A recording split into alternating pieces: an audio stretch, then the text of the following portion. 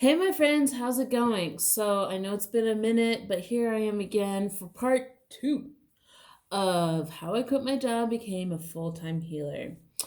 So, some of you may be curious, how did she do it? How did she end up in a foreign country with no job and is living vibrantly and better than before?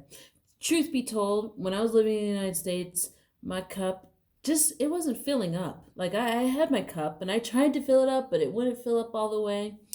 And so I knew it. I felt that there was a move in my journey. I just didn't know where. I was like, I need somewhere warmer.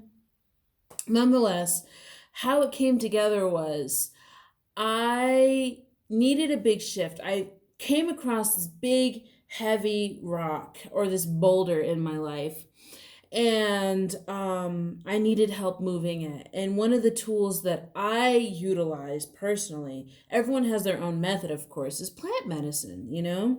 And so I manifested this beautiful plant medicine retreat into my life, and it just happened to have been taking place in Mexico. Unbeknownst to me, the universe had this big elaborate plan. This is all going back to trusting the plan and just going with the flow.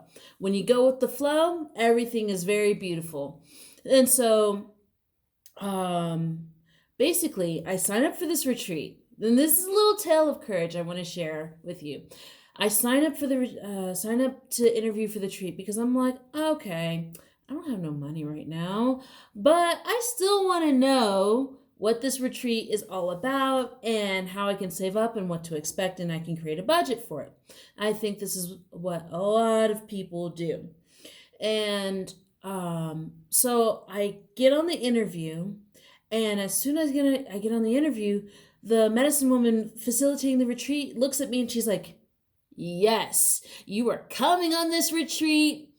Yes, yes, yes. And I'm like, oh gosh. She tells me the price of the retreat, and I'm just like, oh gosh.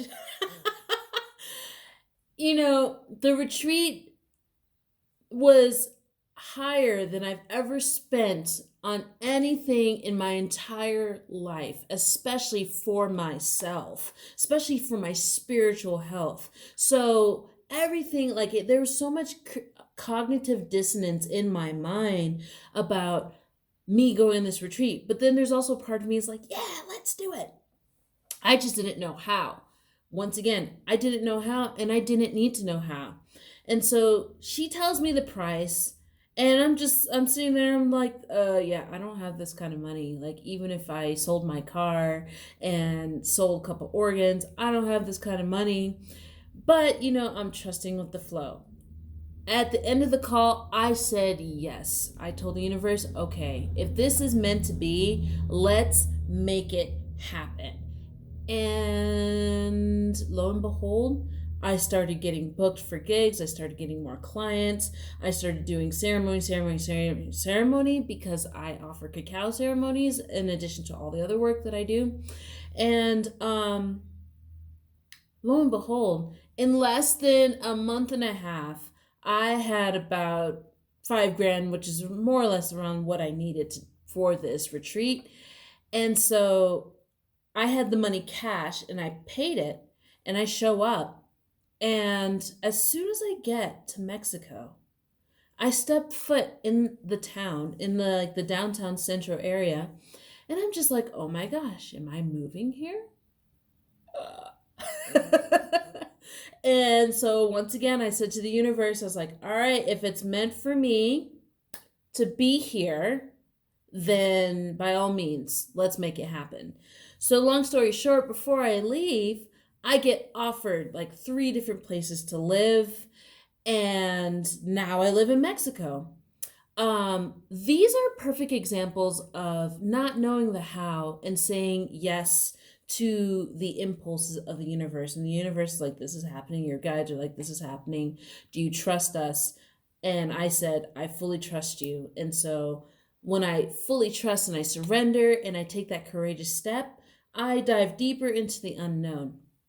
And so, this is the advice that I want to give someone who is trying to create a spiritual business but is not ready to necessarily put down roots. Like, what does that mean? You know, you can put down roots anywhere. You can be a potted plant, okay, and have legs at the bottom of that pot and keep it running and keep it going. Um, it's saying yes to the flow. And I always tell each and one of my students, my friends, and all my clients, and I'm just like, if you say yes to something and then your body's like, "Ugh," and you feel that trepidation, that is the ultimate yes. That is the direction you need to be heading in. That is heading in the direction of the illusory fear that you have created. Um, so, when you're finding your purpose, ask yourself the question, what are you a subject matter expert on? No, seriously. Like, when I started out, I was like, well, I love crystals, I love tea, and I love cacao. And I've combined those things into a beautiful journey of who I am. The most random things that I pulled together in my life, and I'm making it work for me. So the question is, what are you a subject matter expert on? Make a list. And when you do that, start talking about it. Make sure this is something that you can talk about till the cows come home. Talk about it, talk about it, talk about it, talk about it, talk about it, talk about it, talk about it. And people will love you for it because you start to show your authenticity. And through this, through your authenticity, you're able to show yourself. So, those are my 3 tips that I want to share with you today for stepping into your purpose and knowing and trusting in the flow of who you are and what's your destiny. Because there is no rhyme or reason, there is no one way path, there is no written manual of how to do it. But ultimately, the how to do it is trusting the flow and saying yes and being able to dive into things that literally scare the shit out of you. Excuse my French, but that is the honest to God truth. And that's also why I have stepped deeper into my purpose as a cosmic, call myself a cosmic midwife. I catch spiritual babies. And so I'm not the only one out here. There are many of us. We are waiting for each and every one of you to dive down the birth canal so that we can be on the other end to catch you, because the universe is never going to send you on a journey where you're going to fall flat on your face unless you're being foolish. But it takes the fool to go on the journey. Something to think about. I hope you like this video and stay tuned because I have so much more of my story to share with you.